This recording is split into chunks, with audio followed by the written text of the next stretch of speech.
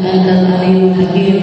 Rabbi shrah li sadri wa yassir li amri wahlul 'uqdatam min lisani yafqahu qawli. Amma ba'd. Alhamdulillah ala ni'matil Islam, alhamdulillah ala ni'matil iman, wa kafa biha min ni'mah. Alhamdulillah salatu bagi Allah Subhanahu wa taala yang mengaruniakan kita Islam, yang mengaruniakan kepada kita iman, yang mengaruniakan kepada kita nikmat-nikmat yang zahir serta nikmat-nikmat yang batin. Allah yang memberikan kita nikmat yang nampak serta nikmat yang tidak nampak. Allah yang memberikan kita nikmat untuk hidup di dunia secara tenang, dan insya Allah kalau kita nurut serta patuh dengan aturan-aturan yang Allah Subhanahu wa taala aturkan kepada kita, Allah taala insya Allah juga akan menyiapkan kehidupan yang tenang di akhirat nanti, kehidupan yang indah di sisi Nabi kita Nabi Muhammad sallallahu alaihi wasallam, kehidupan yang indah di sekitaran perempuan-perempuan salihah, di sekitaran orang-orang yang istimewa di sisi Allah Subhanahu wa taala. Salah satu hal yang kita semuanya mencita-citakan, yang kita semuanya menginginkan, hidup di dunia ini dalam keadaan tenang, mati juga tenang, di akhirat juga tenang. Itu semuanya akan bisa kita raih ketika kita mengerti makna iman serta Islam, ngerti makna hidup sehati dengan hidupnya Nabi Muhammad sallallahu alaihi wasallam, bersih pikirannya sebersih pikirannya Nabi kita Nabi Muhammad sallallahu alaihi wasallam. Ketika guru saya ditanya, Sayyidil Habib Umar bin Hafid, guru saya Habib Umar, ketika ada seseorang bertanya kepada beliau, "Habib, gimana caranya bersihkan hati? Gimana caranya bersihkan pikiran? Gimana caranya biar kita ini punya hidup yang tenang?" Karena urusan ngresihi hati niki urusan yang super sulit. Untuk gak julid sama orang aja sulit, untuk gak kepo sama orang kita sulit, untuk mengontrol pikiran dengan apa yang kita lihat, serta komentar dengan apa yang kita dengar, itu sesuatu yang luar biasa sulit. Nggih napa mboten? Delok orang pakai baju merah jilbab kuning, jane wangi gitu. Nggih. Untuk enggak komentar ketika melihat ada seseorang naruh kursi miring, mbok dibenakne titik to kursine. Nggih. Pergi ke rumah temennya, ngelihat terasan rumahnya rumputnya kering-kering, sakjane ngene apa to dirame. Itu kita gitu. Itu apalagi penyakitnya perempuan, komentar terus. Nggih, padahal cita-citane mlebu surga. Nggih. Surga itu dikatakan, dikisahkan oleh Allah Subhanahu wa taala, tempat di mana semua kata-katanya adalah indah. Salamun qaulan min rabbir rahim. Salam damai yang pertama kali diucapkan oleh Allah taala kepada seluruh penduduk surga, yang mengidentifikasi bahwasanya semua penduduk surga itu punya hati-hati yang damai, punya hati-hati yang indah, punya hati-hati yang bersih. Makanya urusan bersihin hati ini urusan sampai mati, urusan ngoreksi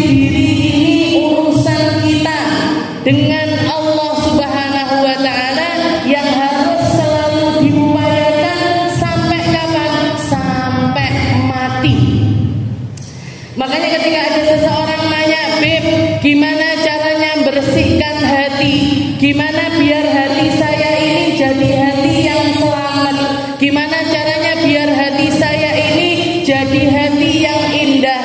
Maka beliau mengatakan, dekati manusia yang hatinya paling indah, dekati seseorang yang hatinya paling bersih, dekati seseorang yang hatinya paling selamat, yang gak punya dendam kepada siapapun, yang gak punya benci kepada siapapun, yang bahkan membebaskan orang-orang yang ketika masa-masa Nabi tinggal di negeri Mekah, mereka pernah nempeleng Nabi, pernah nampar Nabi, pernah jegal Nabi, pernah menuhin terasannya Nabi dengan kotoran, pernah naruh buang sampah di depan rumahnya Sayyidah Khadijah.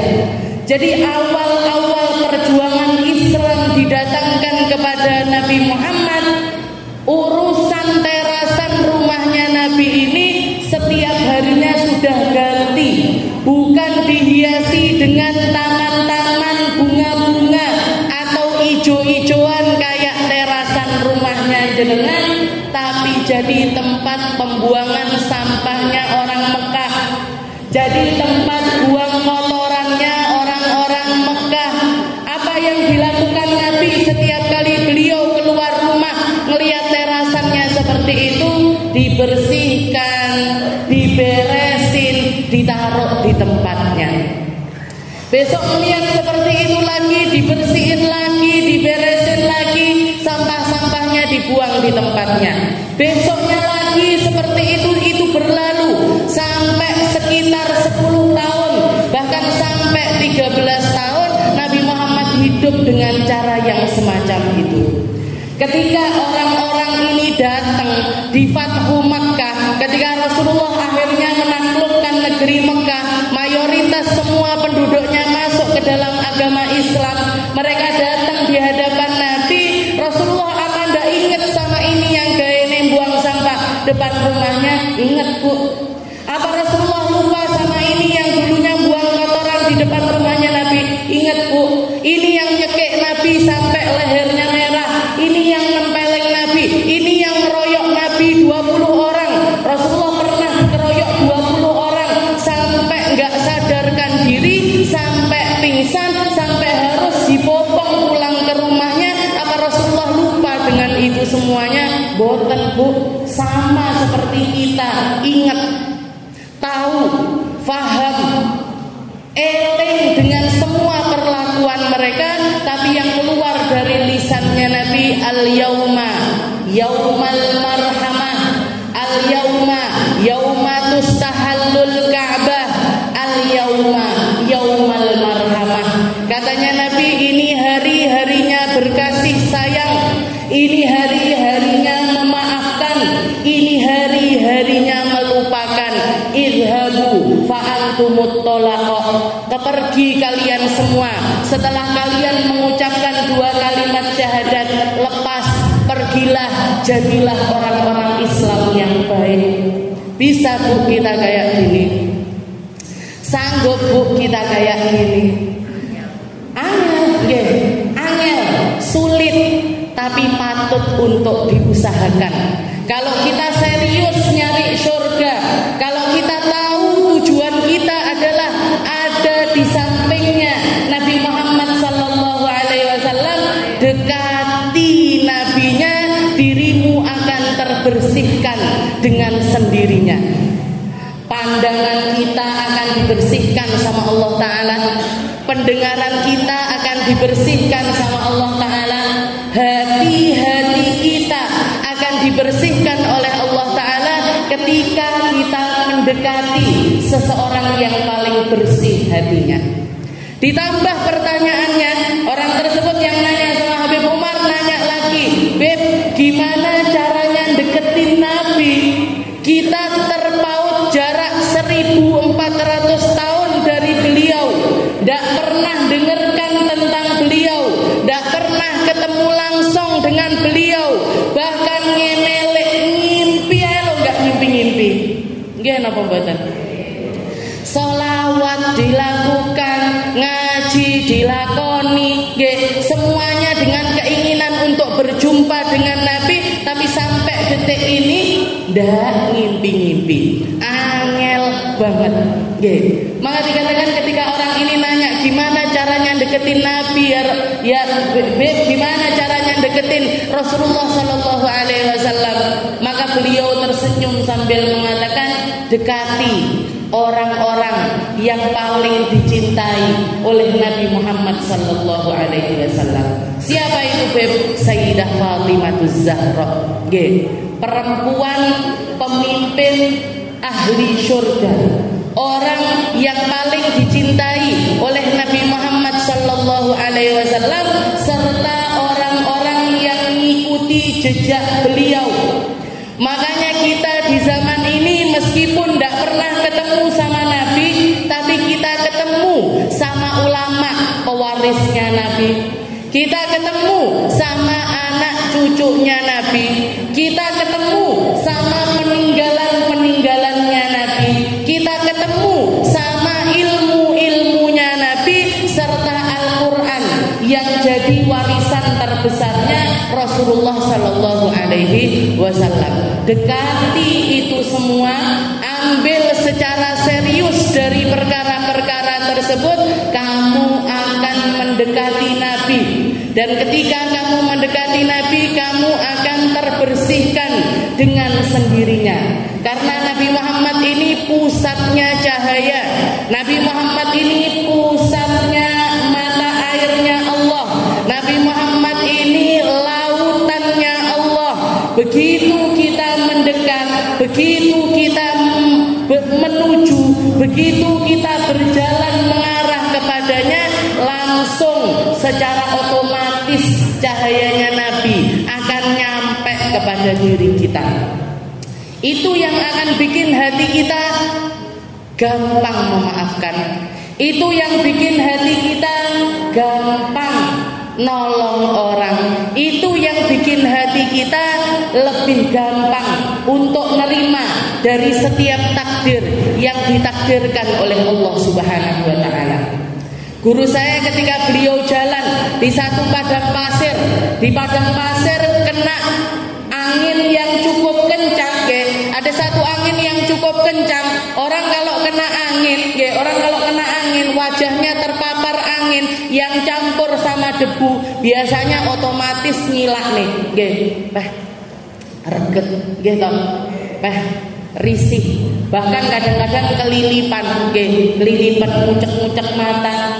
Dikatakan rombongan yang bersama sama guru saya waktu itu nggak ada satupun di antara mereka kecuali bersihkan debu, entah yang di kepalanya, entah yang di pipinya, entah yang di bajunya dibersihkan, kecuali satu orang, yaitu guru saya. Habib Umar ketika melihat ada debu datang, melihat ada angin kencang datang bercampur dengan debu, beliau biarkan nerpa wajahnya begitu saja. Dibilang sama orang-orang yang ada di sekitarnya, Beb, debu Beb bersihkan, Beb, debu Beb nanti kelilipan. Apa katanya beliau? Kullu ma jaa min mahbubin mahbub. Semua yang datang dari yang aku cintai akan terasa indah. Semua yang datangnya dari Allah Subhanahu wa taala, saya merasakan itu semuanya sebagai sesuatu yang indah. Gak ada bedanya yang datang debu atau yang datang air. Gak ada bedanya keadaannya kaya atau keadaannya miskin. Gak ada bedanya mau dalam keadaan sakit ataupun dalam keadaan sehat, karena yang dilihat bukan lagi keadaannya, tapi siapa yang memberikan keadaan tersebut. Orang-orang semacam ini yang paling pantas untuk masuk surga. Orang-orang semacam ini yang paling pantas untuk diselamatkan oleh Allah Subhanahu wa taala. Kita dengar ceritanya, bahkan ngelihat orangnya, ketemu sama orang-orang yang punya hati bersih, sebersih kapas, gampang memaafkan, gampang berbuat baik, gampang ngamal ibadah. Saya pernah cerita guru saya, istrinya Habib Umar, Babah Nur niku nggih, ketika beliau berangkat haji, kalau ritual hariannya setiap selesai sholat subuh, beliau baca Yasin 1 kali, ketika di hari-hari haji, beliau membacanya 10 kali. Yasin, hatam, Yasin lagi, hatam lagi, Yasin lagi, hatam lagi, Yasin lagi. Awake dhewe milik maca Yasin bar subuh nggih, sehari eling, sehari ndak eling, sehari eling, sehari ndak eling, akeh ndak eling nggih. Bahkan kalau enggak kumpul di majelis semacam ini, ya ndak yasinan. Lek ndak ngumpul di majelis kayak gini, ya ndak tahlilan. Lah orang-orang ini, orang-orang yang ngerti makna iman serta ngerti maknanya, ngisi keimanannya dengan amal soleh, sesuatu yang paling mereka jaga adalah waktu-waktu mereka. Waktu-waktu mereka untuk melakukan kebaikan. Yuk kumpul kecipratan. Semoga kita kecipratan baiknya, ibadahnya, zikirnya, sedekahnya, keindahan hatinya. Bahkan kemarin saya melihat cerita-cerita murid-muridnya Habib Umar golongan pertama, itu mungkin ada sekitar 40-an orang, 40-an orang yang nyantri pertama bersama Habib Umar. Mereka mengatakan, saya selama ngaji jadi muridnya Habib Umar ndak dipungut biaya sama sekali. Bahkan setiap kali ada yang pamit untuk pulang ke Indonesia, pulang selesai ngajinya, belum pulang kecuali dihajikan sama Habib Umar. Jangan bayangkan ustadz mana yang menghajikan santrinya, ulama mana yang santrinya nggak boleh berhenti kecuali sudah dihajikan. Dihajikan ini nggak cuma dihajikan tok loh nggih Bu, dibayari hajinya sampai selesai. Bisnya disewakan, tempat tinggalnya dicarikan.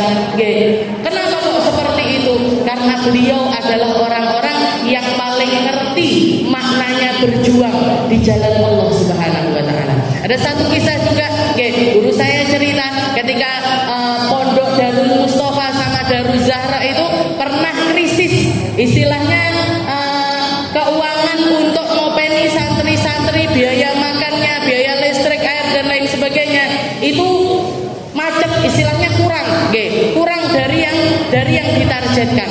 Rapat guru-gurunya, guru-gurunya rapat, katanya guru-gurunya, Beb, ini gampang caranya kalau mau selesai. Gimana caranya? Syahriahnya dinaikkan. Yang pertamanya harga 300.000 naikkan jadi 400.000, insya Allah selesai masalahnya kita. Katanya Habib Umar, enggak usah, turunkan aja. Jadi enggak dinaikkan, diturunkan. Berapa SPP-nya? 300.000, jadikan 200.000. Bukan dinaikkan tapi diturunkan. Tambah ngeluh ini, ustadz-ustadznya, istilahnya pengurus-pengurus pondok tambah ngeluh. Ini kita nyari dana buat ngopeni santri, dengan usaha naikkan SPP, sama Habib Umar malah disuruh nurunkan. Turunkan. Begitu diturunkan, tapi yang namanya mudir, yang namanya pemimpin pesantren disuruh turunkan, akhirnya diturunkan. Jadi bulan itu yang biasanya SPP-nya 300.000 turun jadi 200.000. Katanya Habib, besok tidak sampai seminggu kemudian, besoknya ada tamu datang dari Britania, datang dari Inggris Raya, datang bawa uang 1 koper diberikan sama Habib Umar. Dibuka nominalnya lebih dari, kalau dirupiahkan lebih dari 5 miliar. Katanya Habib, nih, kalau kamu bermuamalah sama Allah Ta'ala, yang kamu dapat di luar prediksimu. Kalau keyakinanmu sama Tuhan yang bahkan tidak pernah lupa untuk ngasih makan kita, ngirimkan oksigen untuk kita, nutupi auratnya kita, kok bisa kamu sampai ragu kalau misalkan Allah Ta'ala ini tidak akan menyelesaikan urusan? Serahkan urusanmu sama Allah. Usaha iya, usaha penting, ikhtiar harus. Bahkan Rasulullah Shallallahu Alaihi Wasallam pun ketika berangkat dari Mekah menuju negeri Madinah, beliau nggak minta sama Allah Taala, ya Allah kirimkan buruk seperti yang Engkau kirimkan ketika aku Isra Mi'raj, biar nggak perlu jalan selama 1 bulan, biar nggak perlu capek-capek di jalan nyari makan serta minum, kirimkan buruk aja. Apa nggak bisa Nabi Muhammad seperti itu? Bisa, okay. Tapi beliau memilih untuk jalan setapak demi setapak. Beliau memilih untuk jalan selangkah demi selangkah untuk ngasih pelajaran kepada kita bahwasanya ikhtiar itu penting. Tapi di atas ikhtiar tersebut selalulah lapisi dengan tawakal kepada Allah Subhanahu wa Ta'ala. Pasrahkan sama Allah, serahkan sama Allah. Itu yang akan bikin hati kita itu tenang ketika usaha kita ini nanti yang terjadi entah sesuai dengan keinginan kita atau tidak sesuai dengan keinginan kita. Gitu. Kita merencanakan nahnu nurid wa anta turid, saya punya pengen, jenengan juga punya pengen, wala yakunu illa ma yurid, tapi yang akan terjadi hanya apa yang diinginkan oleh Allah Subhanahu wa Ta'ala. Ini yang harus jadi iman kita. Kita usaha, hasilnya seperti apa, baik ataupun buruknya, semuanya dari Allah Subhanahu wa Ta'ala.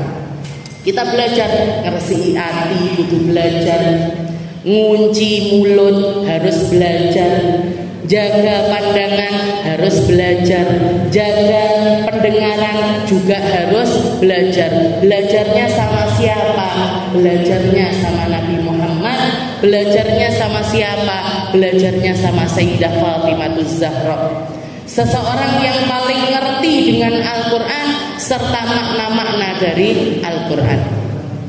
Bahkan di dalam ayat yang kita bahas ini, di dalam surat An-Nur ila Anfal, kita sampai kepada firman Allah Ta'ala, masih membahas tentang satrul aurah, masih bahas tentang ghaddul basar, masih bahas tentang jaga pandangan serta menjaga aurat kita, di mana Allah Subhanahu wa Ta'ala mengatakan qul lil mu'minina yaghuddu min absarihim wa yahfazu furujahum dzalika azka lahum innallaha khabirum bima yasnaun wa qul lil mu'minati yaghuddna min absarihinna wa yahfazna furujahunna wa la yubdina zinatahunna illa ma dhahara minha. Kita bahas tentang ghaddul basar, jaga pandangan. Setelah itu ditambah untuk perempuan wa la yubdina zinatahunna illa ma dhahara minha.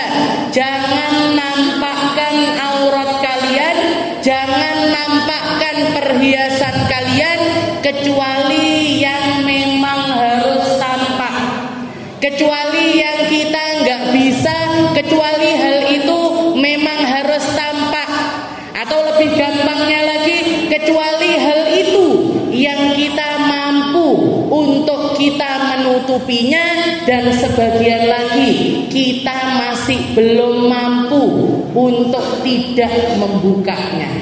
Jadi di sini konsekuensi yang Allah Subhanahu wa Ta'ala takarkan untuk perempuan, wala yubdina zinatahunna illa ma dhahara minha. Yang kamu mampu untuk tutup, dan memang itu harusnya untuk kamu tutup, tutupan. Tapi di luar itu illa ma dhahara minha, kecuali yang bagian-bagian yang kadang-kadang sebagian orang sulit untuk menutupnya, maka masih diizinkan oleh Allah Ta'ala untuk membukanya dengan takaran-takaran khusus. Takaran khususnya ini seberapa? Kalau seperti yang saya jelaskan di bulan yang lalu, kalau di mazhabnya Imam Syafi'i, perempuan di luar rumah itu yang wajib untuk ditutup adalah seluruh badan tanpa terkecuali sama sekali. Motone Ustazah, motone yo kudu ditutup.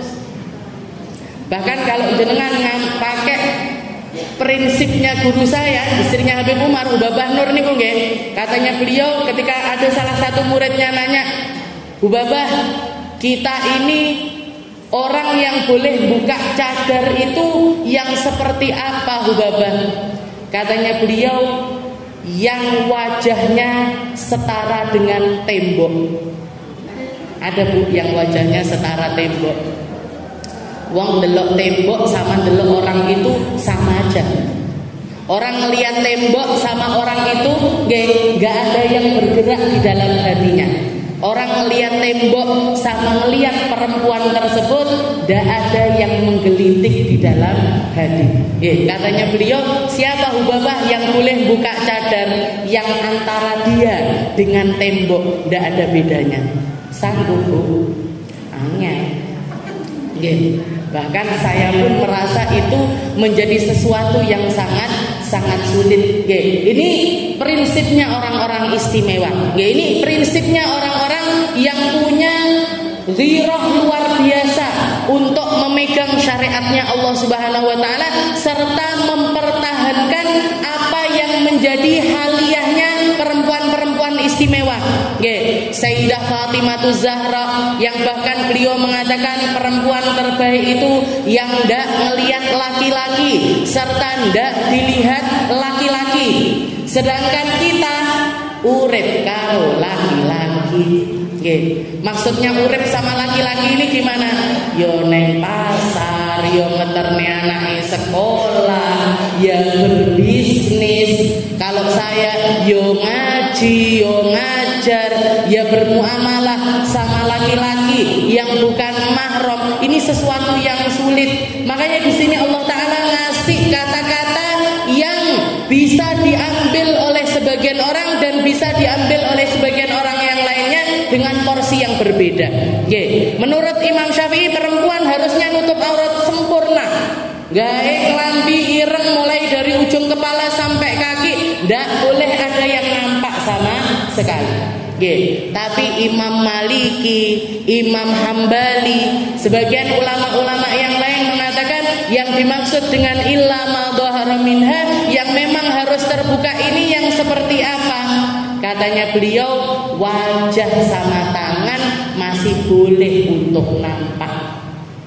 Wajah sama telapak tangan ini masih boleh untuk kelihatan. Masih boleh untuk kelihatan. Dalilnya apa? Ketika Rasulullah SAW masuk ke rumahnya Sayyidah Aisyah, di samping Sayyidah Aisyah ada Sayyidah Asma bintu Abu Bakar, saudaranya, kakaknya beliau. Ditegur sama Rasulullah SAW, ya Asma, sungguh seorang perempuan kalau sudah balik itu dia harus nutup aurat sempurna illa hadza wa hadza. Yang boleh nampak cuman ini sama ini. Apa? Wajah sama telapak tangan. Berarti menurut versinya Nabi, menurut versinya Rasulullah SAW, perempuan selama yang nampak hanya wajah dan tangannya itu masih diperbolehkan. Adem Bu. Jadi boleh, tapi ojo dinyang neh, jangan dinyang lagi. Saya pakai Saya pakai baju istilahnya nutup aurat, nutup bagian rambut saya, tapi tangannya sakmene ae. Poneh lek beli jangan dibagul jangan. Wis gawe daster 3/4, kakinya juga 3/4, ngisore dungkul tapi jilbaban. Ini saya banyak kelihatan kayak gitu. Jilbaban tapi tangannya sakdiri, kakinya sakdiri. Oh ini minta diskon ini. Minta diskon dari aturannya Rasulullah Sallallahu Alaihi Wasallam. Ala kulli hal, istilahnya masalah nutup aurat, masalah apa yang kita buka dan apa yang tidak kita buka, masalah kita berjilbab ataupun tidak, semuanya kembali kepada individu masing-masing. Saya tidak punya hak untuk memaksa jenengan. Saya tidak punya kapasitas untuk mengharuskan jenengan begini dan lain sebagainya. Itu adalah urusan Anda dengan Allah Subhanahu wa taala. Tapi satu yang pasti Bu, Satu yang saya minta, satu yang saya anjurkan kepada jenengan semuanya, bersihkan hati kita, jangan ngotorin hati kita. Ketika kita melihat teman-teman kita yang mungkin masih belum berjilbab atau jilbabane yo pas mek ngaji tok, utawa kadang-kadang jilbaban, kadang-kadang enggak, dan usah digosipin, jangan diomongin, apalagi dihina-hina atau direndah-rendahkan, jangan. Jangan. Kita nggak ngerti haliahnya dia dengan Allah Subhanahu wa Ta'ala seperti apa. Kita nggak ngerti keadaannya dia bagaimana. Kita nggak ngerti keadaannya bagaimana, dan kita nggak ngerti dia ini ketika memakai itu tadi butuh perjuangan yang seperti apa. Karena semua dari kita dilahirkan di lingkungan yang macam-macam. Kalau saya alhamdulillah, abah saya orang ngerti, keluarga ibu saya orang yang ngerti. Jadi ketika saya memutuskan untuk pakai gamis, memutuskan untuk pakai jilbab, bahkan memutuskan untuk bercadar, mereka semuanya mendukung 100%. Dukung 100%. Tapi ada sebagian orang yang perjuangannya bahkan untuk sekedar pakai jilbab aja, ini sampai ke tingkat membahayakan jiwa mereka. Kayak saya punya teman-teman di Singapura, mereka mengatakan kita kalau pakai cadar ya cuma di Hadramaut aja. Begitu nyampe bandara, sebelum landing semuanya ganti baju ke toilet, bahkan sekedar pakai gamis hitam aja mereka takut. Kenapa? Karena kalau kita pakai cadar, turun pakai gamis hitam, pakai cadar, ini polisinya bandara semuanya langsung mengarahkan senapannya ke arah kita. Belum tahu kita siapa, tapi sudah langsung menodongkan pistol ke arah kita. Maka ada orang-orang yang seperti itu. Mereka yang di Britania, yang tinggal di Amerika, keadaannya seperti itu. Berarti apa? Berarti mereka ini untuk sekedar pakai jilbab aja butuh perjuangan yang luar biasa. Jadi jangan sampai niki jilbabane etok-etok antok, sing iki buka tutup saarepe dhewe. Enggak usah, enggak perlu untuk menghina-hina orang dengan cara yang semacam itu. Cukup sampaikan, cukup ingatkan, cukup kalau pakai cara-cara yang indah. Cara-cara indah itu yang seperti apa? Kita melihat teman kita belum jilbaban, misalkan jenengan bakul jilbab, siapkan hadiah-hadiah. Kisah dulu sing iki tak kayane warna iki, sing iki tak kayane warna iki, sing iki tak kayane warna iki. Ketimbang jenengan ngomong, ndak akan ada efeknya untuk mereka. Kirimi hadiah, tak kei jilbab, nyok tak kei lampu, nyok tak kei apa namanya gamisku, ini kasih hadiah-hadiah yang semacam itu insya Allah lebih efektif ketimbang dengan cara-cara menghina. Jadi di sini Allah Subhanahu wa taala mengatakan wala yudina zinatahunna illa ma dhahara minha. Jadi batasannya illa ma dhahara minha itu kecuali wajah dan telapak tangan. Masih banyak ulama kita yang membolehkannya untuk terbuka. Membolehkannya untuk terbuka. Meskipun sebaiknya kalau misalkan perempuan pakai jilbab secara sempurna semacam itu, tetap yang terbaik bagi mereka adalah menyembunyikan diri mereka. Wah, aku kan jilbaban. Saya kan sudah pakai nutup aurat saya secara sempurna.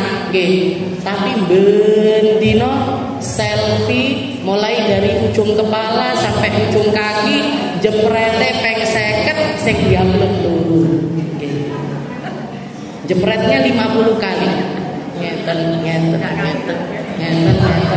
50 kali jepretan, habis itu dipilih yang terbaik, saya dikai hitam pasangan, dikai merah-merah bibir, dikasih blush on-an dan lain sebagainya, difilter dengan berbagai macam filter sampai ketika suaminya kalau ditunjukin, iki sopo iki. bojone dhewe nggak sadar kalau ini istrinya. Saking apa ya? Saking jauh berbedanya. Yang diupload 2 lagi. Yang diupload di Instagram di status mek loro, padahal fotone 50. Jadi yang seperti ini dikurang-kurangi lah, dikurang-kurangi. Biar apa? Perempuan itu dari mulai awal penciptaan itu memang diciptakan sama Allah Ta'ala sebagai pembawa fitnah. Sebagai pembawa fitnah. Perempuan ini lahir dijaga sama bapaknya sampai remaja, sampai dia dewasa, nikah dipasrahkan ke suaminya. Suaminya meninggal, balik ke anaknya. Selalu ada di tanggungan orang lain dan selalu disiapkan sama Allah Ta'ala penjaga-penjaga bagi mereka. Kenapa? Karena kerusakan yang ditimbulkan oleh mereka ini macam-macam. Fitnahnya macam-macam. Bahkan Nabiullah Daud mengatakan kepada putranya Nabiullah Sulaiman, "Ya Sulaiman, mendingan kamu jalan di belakangnya singa ketimbang jalan di belakangnya perempuan." Katanya Nabi Daud, wong wedok karo singa medeni wong wedok. Masih sereman perempuan ketimbang singa.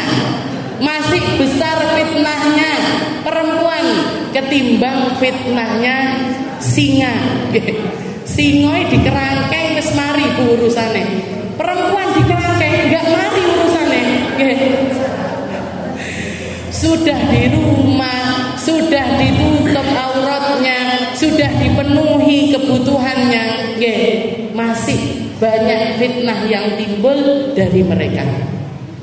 Masih banyak hal-hal yang tidak benar yang nyampe, yang menjadi masalah di dalam rumah tangga tersebut. Tidak usah besar-besar Bu, jenengan eling-eling nek jenengan lagi PMS nih, jenengan kalau lagi haid, moodnya nggak karu-karuan, kadang milik guyu, kadang milik nangis, suaminya sampai iki asline nyapo, bar guyu nangis, guyune nangis seneh, nyapu sama nangis, nanti masak sama ketawa-ketawa. Ini perempuan ini, bikin kekhawatiran terus untuk suaminya ataupun orang yang ada di rumahnya. Ini kita harus sadar, jenengan sama singo niku medeni jenengan.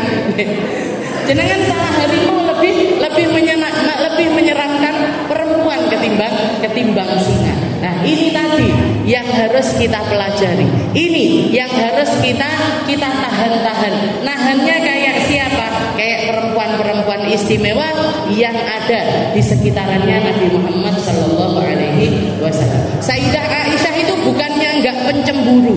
Sayyidah Hafsah itu bukannya orang yang enggak punya, istrinya Nabi itu bukannya enggak ada cemburu, bukannya enggak ada keinginan untuk menikmati hal-hal yang sifatnya duniawi. Punya mereka rasa-rasa yang semacam itu. Makanya sampai ada satu waktu di mana semua istrinya Nabi datang kepada Nabi untuk minta dinaikkan nafkahnya, minta dinaikkan istilahnya uang yang dipakai untuk kebutuhan sehari-hari mereka.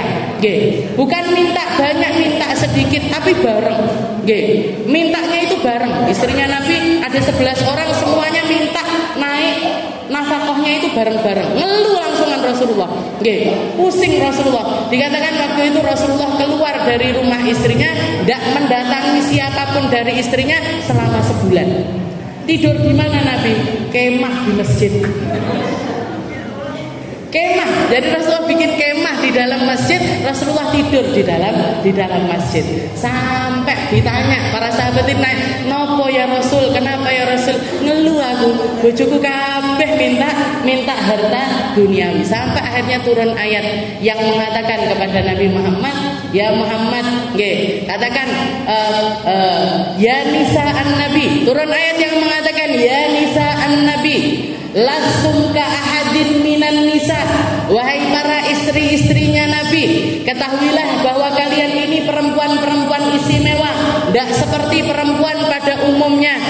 Kalau memang kalian pengen dunia, kalau memang kalian pengen untuk mendapatkan harta-harta kenikmatan, pengen tidur enak, pengen rumah indah, pengen makan yang enak dan lain sebagainya, sebagainya, nggih, fata'alai umatti'kunna wa usarrihkunna sarahan jamila. Allah Ta'ala mengatakan, maka silahkan kemari, datangi saya, nggih, datangi Nabi Muhammad, akan aku berikan apapun yang kalian inginkan, tapi syaratnya satu. Apa itu? Usarrihkunna sarahan jamila. Kamu harus pisah sama Nabi, harus dicerai oleh Rasulullah Shallallahu Alaihi Wasallam. Harus aku ceraikan. Kenapa? Antara Nabi Muhammad sama dunia tidak bisa bersatu. Antara kenikmatan di sisi Nabi dengan kenikmatan bersama dunia itu tidak bisa berjalan beriringan. Antara dekat dengan orang-orang mulia dengan dekat sama orang-orang ahli dunia itu nggak bisa menjadi satu kesatuan. Kalau kamu pengen dekat sama orang-orang mulia, kamu harus berhenti untuk serawung sama para ahli dunia. Kalau kamu pengen tinggal di dalam surganya Allah Ta'ala, kamu harus merelakan surga yang ada di dunia. Kenikmatan ini harus kamu relakan, tidak bisa gabung dengan istri, dengan Nabi Muhammad Shallallahu Alaihi Wasallam. Ditanya satu persatu sama Nabi dan semuanya mengatakan, bal ma'aka ya Rasul, saya memilih bersamamu, memilih menjadi istrimu, memilih untuk tinggal di dalam surga dengan status sebagai istrinya Rasulullah Shallallahu Alaihi Wasallam. Semuanya serempak mengatakan hal yang semacam itu. Jadi seperti itu halnya, seperti itu keadaannya. Jadi Rasulullah Shallallahu Alaihi Wasallam pun diuji dengan istrinya. Duwe bojo siji wis repot, loro tambah repot. Bayangkan kalau istrinya sampai 11 seperti Rasulullah Shallallahu Alaihi Wasallam. Tapi itu dijalani sama Nabi.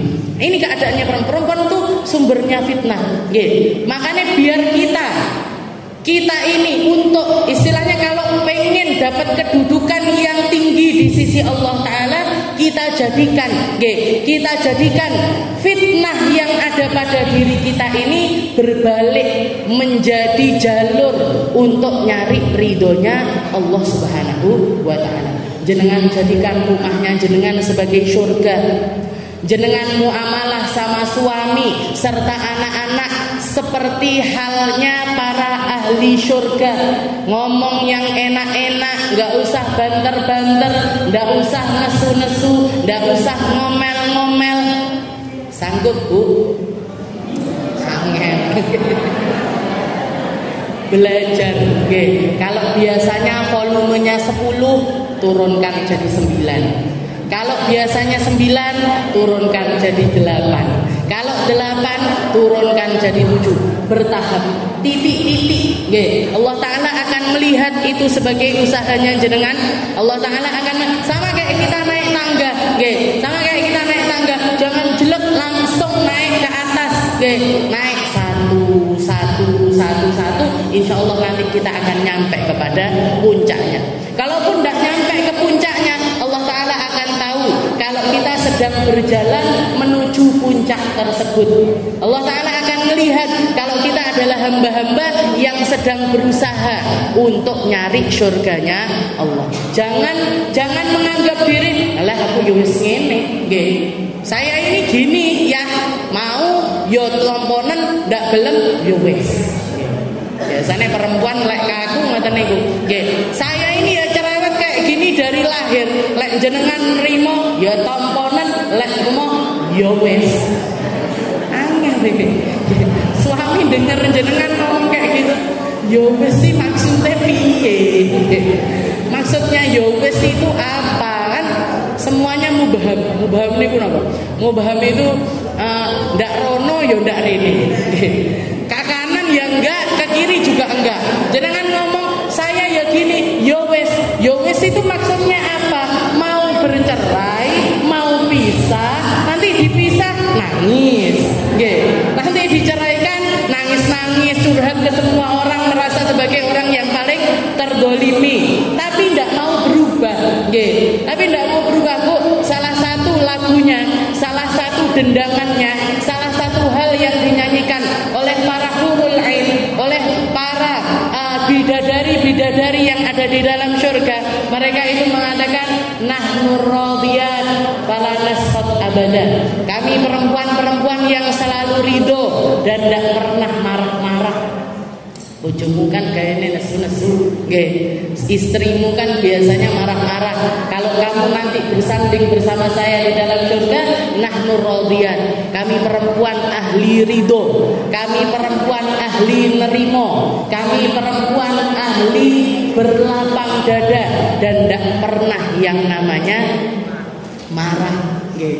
Marah ini kan jadi problemnya seluruh rumah tangga kayaknya. Kayak saya ngelihat kakak saya anaknya merecel 4 itu kalau sudah pagi sumune gak mek loro. Yang satu minta susu, yang satu ngompol, yang satu begini, yang satu begini. Niku sumune gak karu-karuan. Jadi saya tahu istilahnya keadaannya perempuan itu seperti itu. Tapi ayo selalu belajar dan selalu belajar terus. Istilahnya belajar terus, latihan terus untuk jadi perempuan-perempuan yang semakin istimewa di sisi Allah Subhanahu wa taala. Wala yudina zinatahunna illa ma dhahara minha. Setelah itu Allah Taala juga mengatakan wal yadribna bi khumurihinna ala juyubihin. Ini sudah kita bahas para laki-laki yang kita boleh nampakkan perhiasan di hadapan mereka, di hadapan suami kita boleh, di hadapan mertua kita boleh, di depan saudara laki-laki kita boleh, paman kita, ponaan kita. Itu adalah orang-orang yang diperbolehkan oleh Allah Ta'ala untuk kita buka aurat di depan mereka. Aunisaihin juga yang diizinkan sama Allah Ta'ala di antara para perempuan. Jadi kumpulan perempuan sama perempuan semacam ini boleh. Misalkan kalau rambutnya kita kelihatan atau telinganya kita kelihatan, itu masih diperbolehkan oleh Allah Subhanahu wa taala. Aunisaihin, au ma malakat saimanuhun. Siapa ini au ma malakat saimanuhun? Di depan pembantu kalian. Pembantu ini bukan laki-laki tapi perempuan. Di depan pembantu perempuan ini juga tidak apa-apa, tidak masalah kalau kita buka aurat di depan mereka. Awit tabiina ghaira ulil irbati minar rijal. Setelah itu Allah Ta'ala juga mengatakan atau para laki-laki at-tabi'in. At-tabi'in ghairi ulil irbah. Laki-laki yang sukanya ngekor di depan para orang-orang yang punya. Maksudnya gini, ngekor ini maksudnya apa? Dia nyari makanan sama orang, ngemis istilahnya. Jadi kelihatan ada orang punya makanan dieloi, kelihatan ada orang punya uang dieloi, ada orang punya ini, ghairi ulil irbah, dan mereka punya rasa di dalam hatinya yang enggak bersyahwat kepada para perempuan. Para ulama menafsirkan ini maksudnya apa? Maksudnya bukan para laki-laki normal yang ke perempuan-perempuanan, bukan. Bukan bencong istilahnya. Bukan laki-laki tulen yang tapi nggak senang sama perempuan, bukan. Orang sekarang kan ngomongnya saya ini perempuan yang terjebak di badannya laki-laki. Saya tidak senang sama perempuan tapi senangnya sama laki-laki. Nah, ini bukan masuk di dalam kategori ini. Tapi yang dimaksud awit tabi'ina ghairi ulil irbah itu adalah orang-orang gila, jangan tahu. Jadi kalau ada orang yang punya IQ agak rendah atau nggak normal, kalau orang kita ngomongnya ODGJ, jadi ODGJ orang gila. ODGJ ini apa?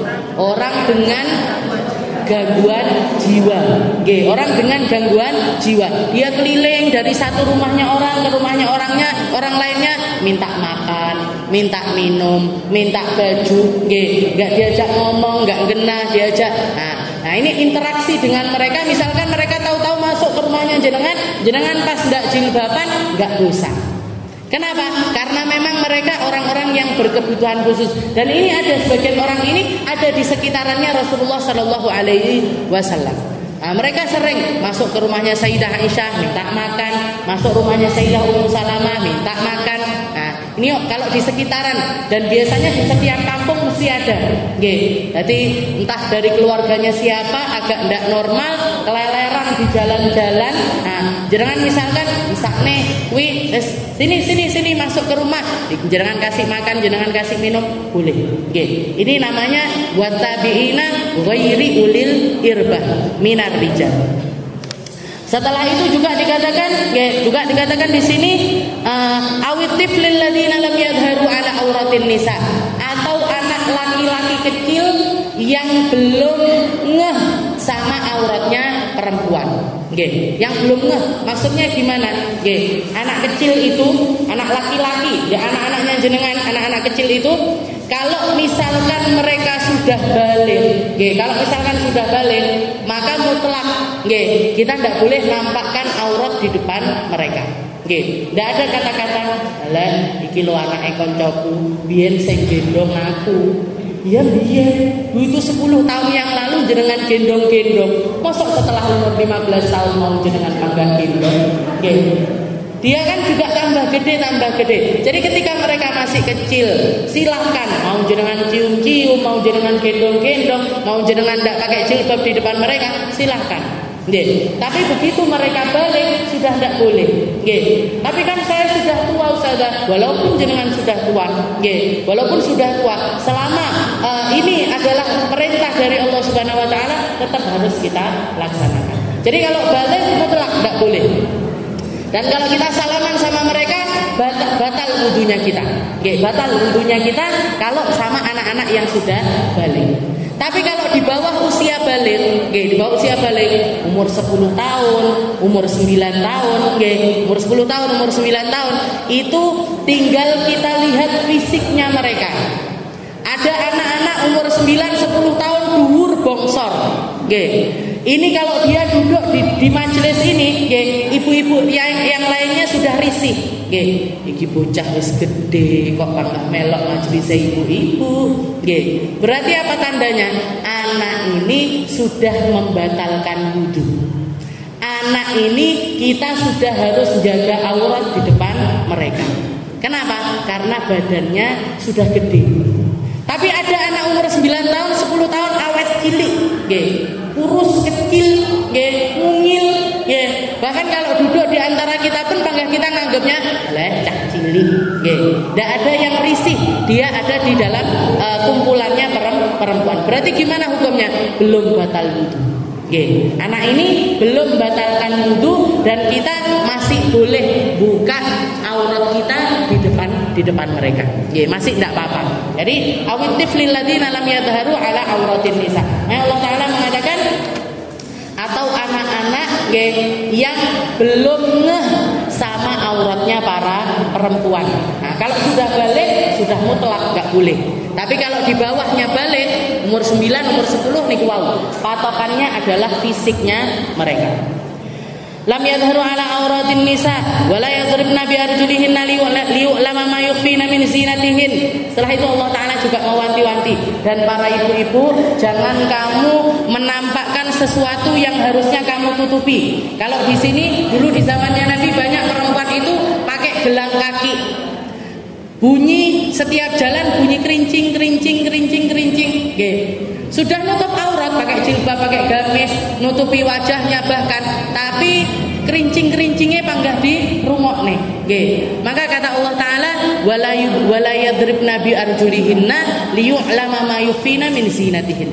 Enggak usah pakai memperlihatkan sesuatu yang sudah kamu tutupi, tapi tetap kamu inginkan untuk memperlihatkannya di depan manusia. Tutupi aja. Ditutup aja. Wa tubu ilallahi jami'an ayyuhal mu'minuna la'allakum tuflihun. Ditutup ayatnya Allah Taala mengatakan wa tubu, selalulah bertobat kepada Allah Taala, karena urusan aurat, urusan melihat perkara-perkara yang diharamkan sama Allah Taala, ini kadang kita bisa jaga, sudah jaga pun kadang-kadang masih kelihatan, sudah jaga pun kadang-kadang masih tersingkap, sudah jaga pun kadang-kadang masih salah sana dan salah sini. Maka Allah Ta'ala mengatakan taubat aja terus, istighfar aja terus, minta ampun aja terus, la'allakum tuflihun. Allah Ta'ala akan melihat kamu sebagai hamba-hambanya yang sukses. Mugi-mugi kita semuanya disukseskan sama Allah Ta'ala, sukses dunia, sukses akhirat, dibantu untuk menjalankan syariatnya, dibantu untuk menjalankan ajaran-ajaran agamanya, dibantu untuk bisa lebih baik dan lebih baik lagi, mau itu di dalam kelompok kita ataupun di rumah kita ataupun bersama orang-orang terkasih kita. Mugi-mugi dibantu untuk menjadi orang yang baik dan semakin baik, dibantu untuk semakin indah dan semakin indah. Dan mugi-mugi kita semuanya diselamatkan sama Allah Ta'ala, diselamatkan dohir kita, diselamatkan batin kita, diselamatkan keluarga kita, diselamatkan orang-orang terkasih kita, agar semuanya masuk ke dalam golongan orang-orang yang diselamatkan di dalam surganya Allah Subhanahu wa Ta'ala. Ala hadhihi niyyah wa ala niyatin salihah ila hadratin Nabi Muhammad sallallahu alaihi wasallam bisirril Fatihah.